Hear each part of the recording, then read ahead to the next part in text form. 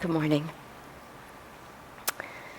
A few weeks ago, I was in a discussion with a friend of mine, and I was reminded of a book that I read many years ago, which I've talked about here in the past, a book called Left to Tell, that was written by a woman who lived through the Rwandan genocide. And I imagine perhaps many of you have heard of her, both because she's been spoken about in some of our sermons, but also she's really now, with great grace, become a world figure. So she's all over YouTube and CNN and everywhere, really telling her story. I was relating this story to my friend as an example of what it means to pray hard enough that we can find forgiveness.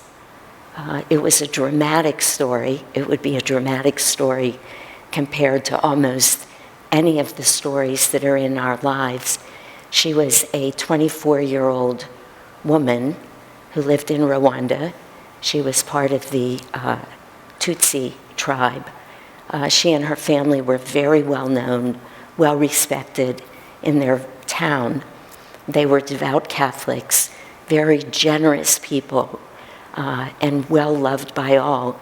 And she came home one April to have Easter with her family, and she just loved her family. She was particularly close with her brothers, and I think in particular one of those brothers, but very close and involved with her parents. It was a very tight-knit family in a small town. And one morning, her brother just came and woke her up out of a sound sleep. She had only been home a day or two. And he said, our president, who was part of the Hutu tribe at the time, this was in the 1990s, by the way.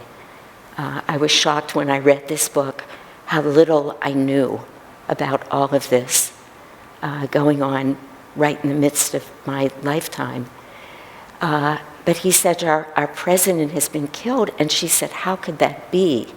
And immediately the word was out that the Hutu president was killed by the Tutsis. And it just gave the Hutus in their mind permission to begin what was one of the biggest slaughters that the world has ever known. She was immediately told to hide in a neighbor's home. The neighbor happened to be a Hutu minister. She didn't want to go. She was literally awakened from a sleep. She said, I quickly pulled on a pair of jeans and a t-shirt, and when you watch her on these YouTubes, as I did last night a little bit, just to remind myself and to feel her story, she said, that was the only clothing I had for the next 3 months and for the beginning of the rest of my life. And she didn't want to leave her family, but she was young and they insisted. And this minister hid her in a bathroom that was 3 feet by 4 feet with 7 other women. And they lived there for 91 days in complete silence. They had to be in complete silence. The house was searched frequently, mostly because the Hutus were specifically looking for her. So only one person could sit down at a time in this bathroom. Every moment they were fearing for their lives. She said one day the Hutus came in and searched the house for over 2 hours. And she was in the bathroom praying, please don't let them find this door, which had been obscured by a huge piece of furniture. And there was a window high up in the bathroom, and she would listen to these Hutus outside mocking the people that they were about to kill. It was a very bloody war. It was all done hand to hand with hatchets, and I don't know what they're called, not quite swords, but whatever machetes and whatever else. It was brutal. And she heard them killing her mother, her father, her grandparents, saying to her brother, who she was so close with, "Oh, you're so smart, aren't you, little university boy?" And literally cutting his head open and saying, "Let us look at your brains."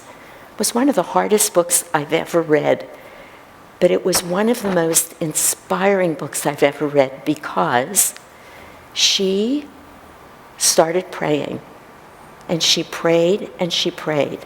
She had her rosary, and she said, I would start saying, "Our Father who art in heaven," and she said I would get to the part where it would say, where I would have to say, "And forgive us our trespasses, as we forgive those who trespassed against us." And she said, I could not get those words out. For weeks and weeks, I could not get those words out. As we forgive those, she kept saying to herself, I'm lying. I cannot forgive these people. I'm just telling a lie. And then she would just call on Jesus. I mean, with all of her energy and effort. She said one day she prayed, she's sure for a whole week, that she never slept. She just prayed and prayed until Jesus appeared to her. He literally came to her, and she said to him, "How can you expect me to forgive these people who I'm listening as they're brutally murdering 1 million people in 3 months? 1 million people, including her entire family, grandparents. One brother was out of the country. He lived. How would you expect me to forgive them?" And Jesus said to her, "Immaculée, these are all my children. They are all a manifestation of divine love, as are you." And he stayed with her, literally coming to her almost every day, coming literally in body to her the whole time, the rest of the time that she had to stay in that bathroom. And her life has been one of just extraordinary lesson in forgiveness. She came here, she went to work for the United Nations. Now she's developed foundations. She's literally all over the world talking about forgiveness. She went back to Rwanda, and she found the people, literally those people who had killed her family, to let them know that she had forgiven them and that she was holding them in her heart with love. Now, most of us are not going to have stories that come anywhere near that, but it's so exemplary. Master said to us, there are no obstacles in life, only opportunities. Master, of course, was speaking about our spiritual welfare. That's all he or any of these other great teachers care about. They see that our lives can be painful. They understand that we have to overcome a huge amount of really what is our own feeling, our own belief that we can heal ourselves, feel better, make our lives go better by changing that which is outside of ourselves. And of course, it's never true. So Master said there are no obstacles. There are only opportunities for our spiritual growth, for what Swamiji calls in this reading self-transcendence. And we know that Swamiji is talking about that ego-centered self, that self that says, I'm here, I'm separate, that says, I don't deserve to be treated this way. Look what this person's done to me. Look what that person's done. Why did this happen in my life? Why was I born to these parents? Forgetting that everything that happens is an opportunity, assuming we want to be growing spiritually, and remembering that nobody is doing anything to us, that we are drawing experiences to ourselves that are exactly perfect for us to keep moving on that path of self-transcendence. It can't be any other way. It's not that the good experiences make it possible for us to grow by opening our heart, but those that are challenging have nothing to do with us. That is simply not the truth. Whatever comes to us, if we have the courage, how perfect, of course, that Swamiji chose courage as the affirmation today, because none of this is easy. It's not even meant to be easy. If it looks too easy to you, it's somebody else's karma, not yours. I've been thinking about that recently a lot, and it's come up in many of my talks, how absolutely easy other people's karma looks to us. We sit there and we listen to what other people are telling us. This is so hard. I don't know what to do. And you think to yourself, or I think to myself, why don't you just go home, say this, do that? Literally, what is the problem? Well, the problem is it's their karma. It's bringing them up against something. Excuse me, am I doing something with this sound that I should? Pardon me? Action. Okay, let me just keep going.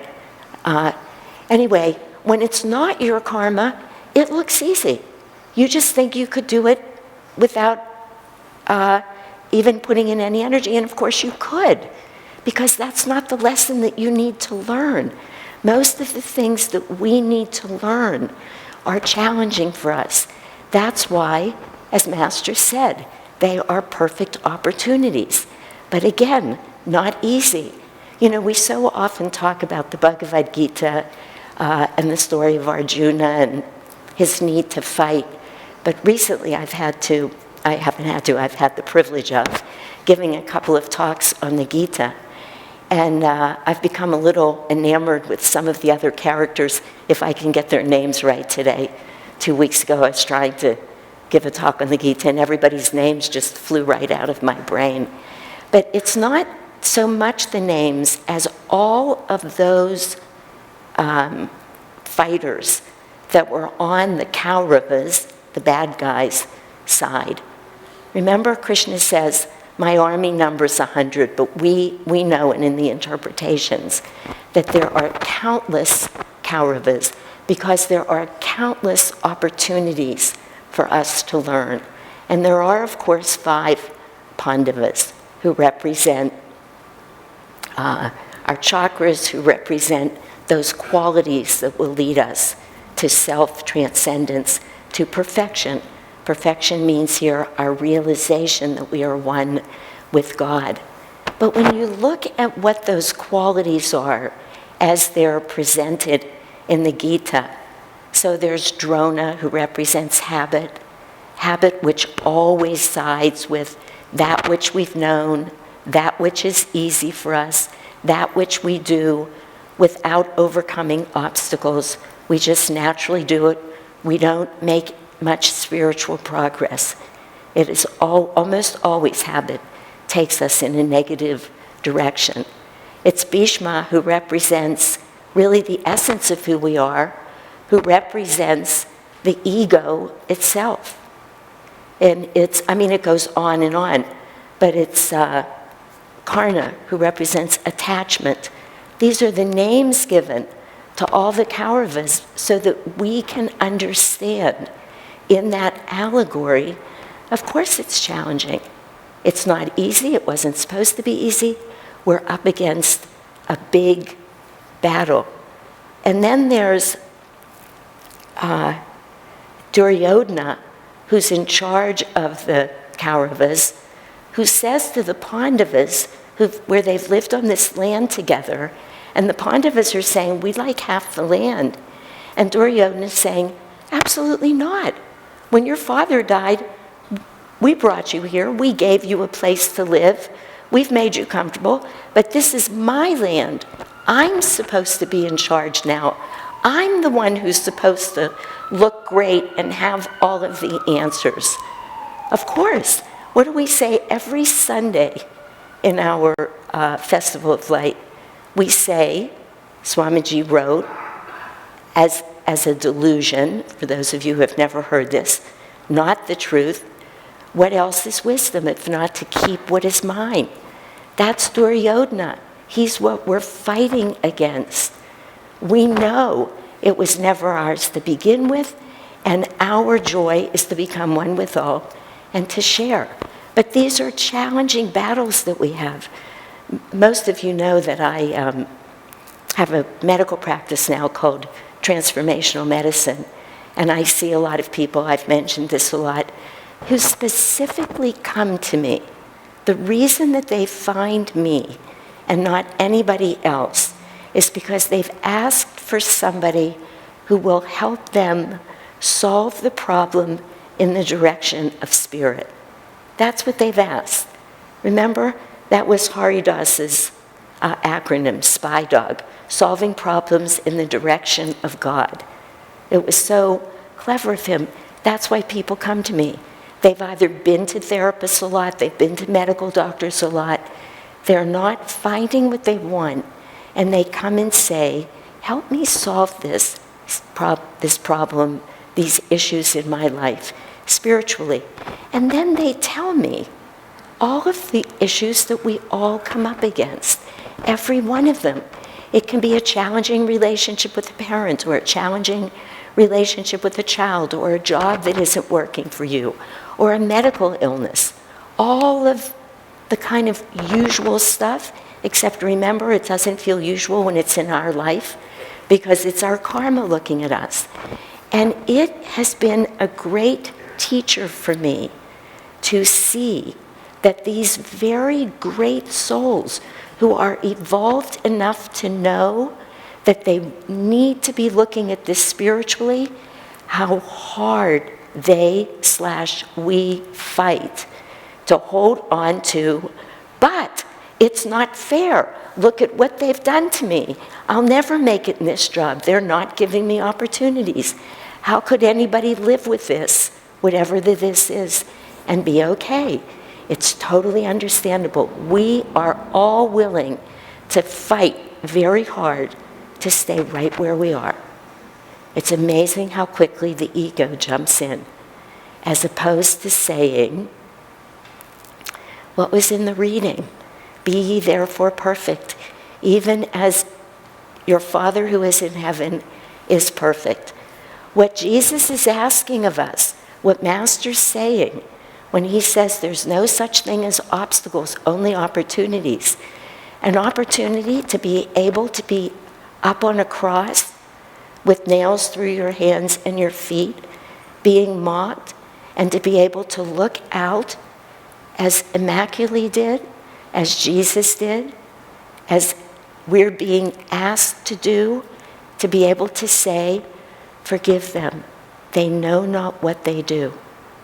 Master has said to us, this spiritual path is so hard at first, and then it becomes what? Effortlessly liberating. Effortlessly liberating. Because the tendency is to be drawn down. That's everything that's about our ego. I wanted to read this piece to you from the Bhagavad Gita that says, dwelling mentally on sense objects breeds attachments to them. And sense objects here really has to be all of those things that we're attracted to, even our attitudes, even the ways that we're feeling persecuted or frightened. From attachment, Krishna says, arises craving. Just follow this. This is a remarkable descent that this is a ride we've all been on, that we're now trying to turn ourselves up from. From attachment breeds craving. From craving, when frustrated, breeds anger. Anger produces delusion. Delusion causes forgetfulness. Not forgetfulness like dementia forgetfulness, but a kind of dementia, a spiritual dementia, forgetfulness of the self, of the true self, loss of memory as to what one is in truth, and then discrimination, and then with the absence of that, with that forgetfulness comes, the lack of discrimination, and with discrimination, he says, annihilation of all right understanding. It's remarkable how that happens, how quickly it happens, and all these things that we all know, craving, anger, we just forget who we are. And now we're being shown how to practice forgiveness under all circumstances, how to open our heart, how to realize that if we know that we cannot attain spiritual perfection, self-transcendence outwardly, it is impossible. It is an inner journey. Then we have to say to ourselves, where do we go with every challenging situation? Where do we go when the boss isn't treating us well? Where do we go when we're not getting along with our parents? Or when they're even mistreating us? When they really are misbehaving? Swamiji tells a wonderful story of taking a group of people out for dinner one night many, many years ago. They were at a conference about starting community, and he invited a whole group of people out to dinner. He was hosting them. He was going to buy them dinner. He said all night, everybody sat around the table and talked among themselves, and for whatever reason, and he says that, for whatever reason, they just ignored him. He said, interestingly, I was the only one at the table who had ever started a community. But somehow nobody was asking him any questions, nobody was listening to him. He said, I just found it to be the perfect opportunity to enjoy myself. You listen to Swamiji, there was never a moment of, why aren't they talking to me? Why don't they want my opinion? I'm the expert here. Never. You know, because of Swamiji's Moksha, where we read readings from Asha's book, Swami Kriyananda, as we have known him, it is an extraordinary book. Please read it if you haven't. My story with that book is that Asha, for some reason, gave me a copy of the transcript before it was published. I don't even remember why. I said to her, don't give it to me. I don't want it. She said to me, why not? I said, I'm just too busy. I'll never read it, and then I'll feel bad, and then you'll be upset with me. She said to me, of course I'm not going to get upset with you. That night, I said to myself, just read one story. At 6 in the morning, I finished the book. It's an amazing book. What makes it amazing is that you get to be in these stories, every one of these stories, with Swami Kriyananda, who is a living example of devoting every minute of his life to be ye therefore perfect, to forgive them, they know not what they do, to every lesson in this reading. It's extraordinary. There's a letter in there where he's talking to, I just remembered that I printed it because, you know, paraphrasing these, when it's written by a master, they're too hard, but he's speaking to somebody who's having trouble with their parents, and he's saying, what is the right thing to do here? And he tells this amazing story about himself, where he says, when he first told his father about this path that he was on, what had happened to him of meeting Master, his father was very disapproving. And he says, I had to write him a very strong letter.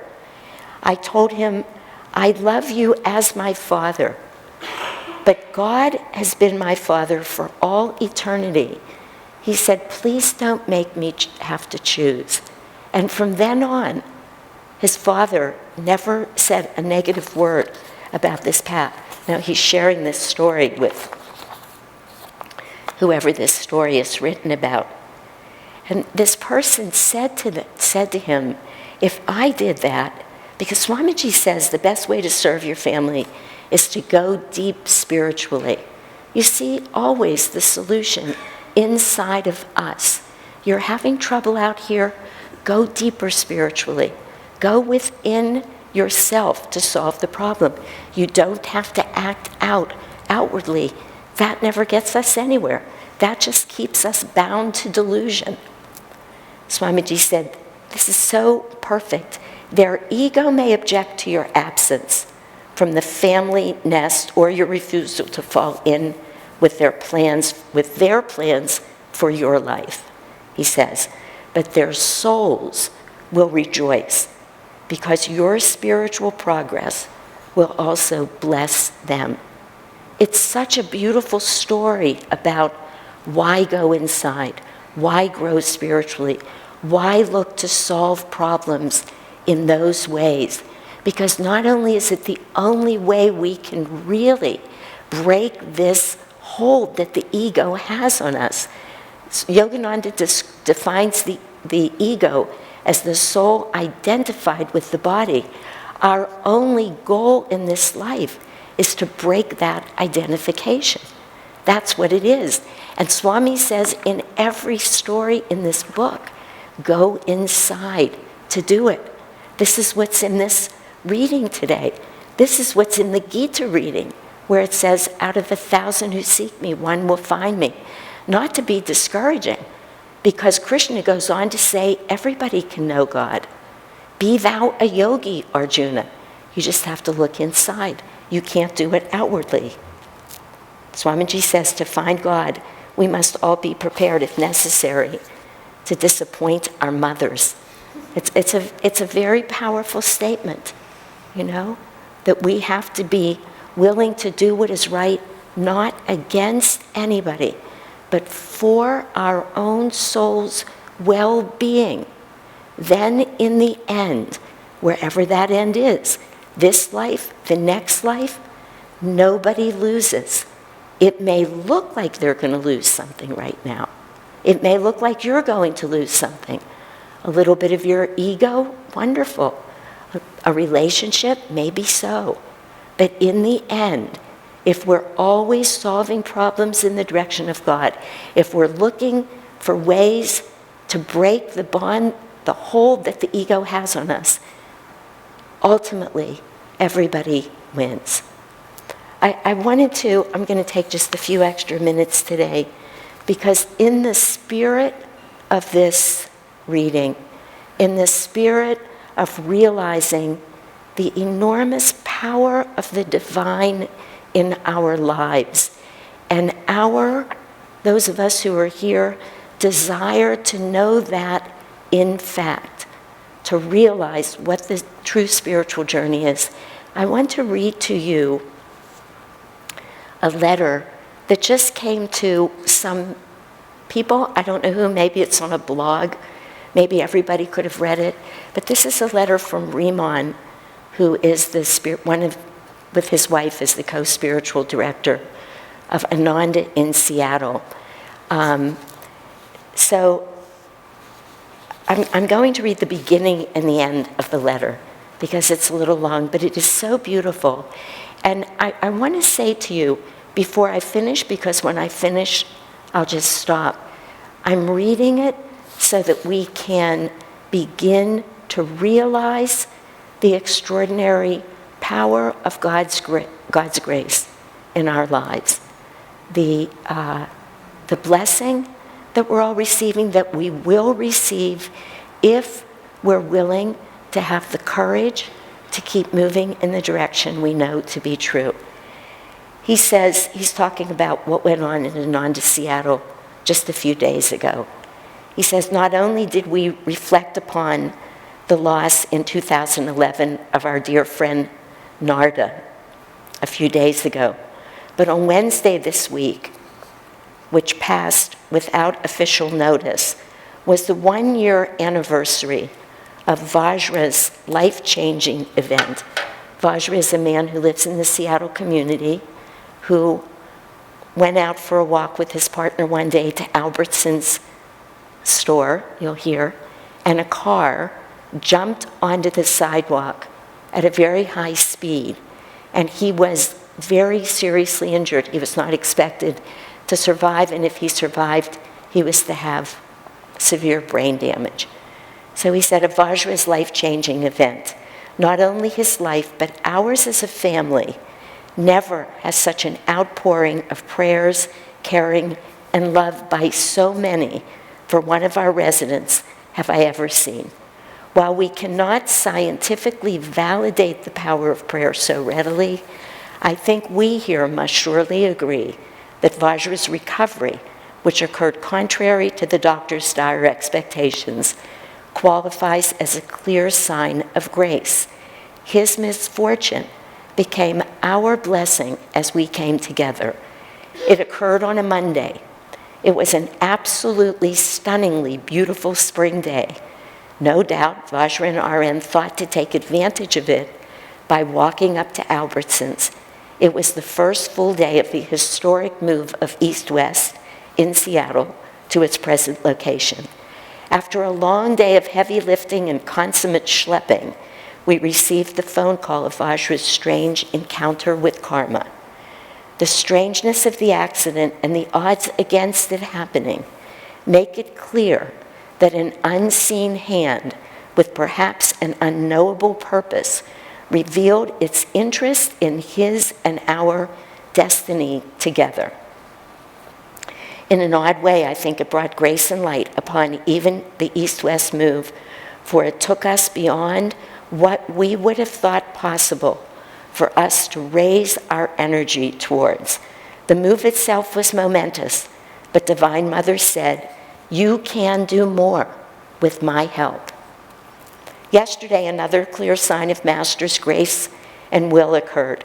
After months of fruitless but energetic searching for the building that once housed the school that this woman some 20 years ago started, called Brighton School, very close to Ananda, Seattle, was offered to them.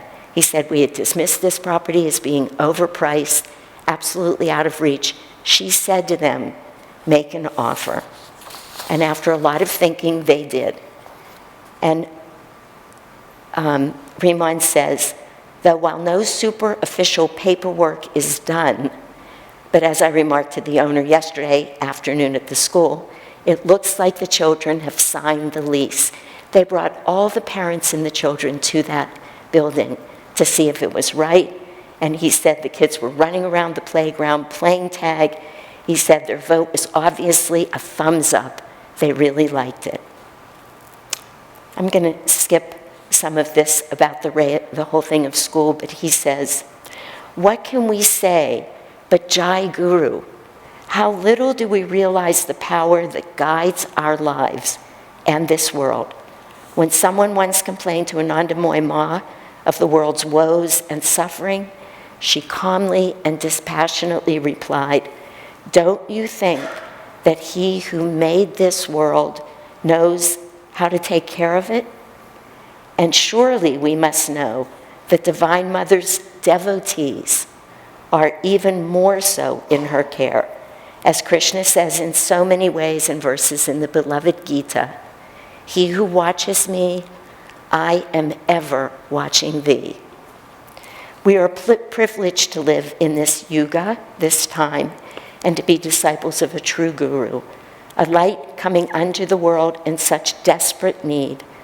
Once, years ago, in 1996, we came within days of losing this community to trying circumstances. One by one, angels in human form came to say they wanted to live here. This is in Seattle. Again, the rest is history. Never lose faith, for Master's devotees, true and faithful, are never lost. And then he says, "The time is coming when it will be commonly seen and known that the young monk from India, Paramhansa Yogananda, came to America, bringing to Dwapara Yuga a new dispensation that will, in time, change the course of history. Thanks to Swami Kriyananda, Master's name, teaching, and legacy will endure." Now that's a letter that says, "Through all trials, sing my name," really, that says a chant that we do here all the time, that says we have no idea about the power of God's grace. We just have to offer ourselves to it. That beautiful reading from the Gita that's been quoted the last 2 or 3 Sundays here, where Krishna is saying, come to me in every way. Blend your consciousness with mine. If you can't do that, offer everything you do in my name. Keep my name with you as you do any little thing that you do throughout your day. Call on God. And then in the last sentence of that extraordinary reading, he says, in one of the translations, and if in this thy faint heart fails, bring me thy failures. God wants us with him. He wants us in that state of perfection. The battle's ours. Nobody can fight it for us. Nobody. But every time we decide to fight with courage, with love, with forgiveness, with all of these qualities that draw our energy right here, there's a whole choir, a whole heaven, God himself cheering for us, reaching down, helping us up, just like Riemann was saying. Every time they thought they were going to lose something, people just stepped in. The angels came, and they will come to us.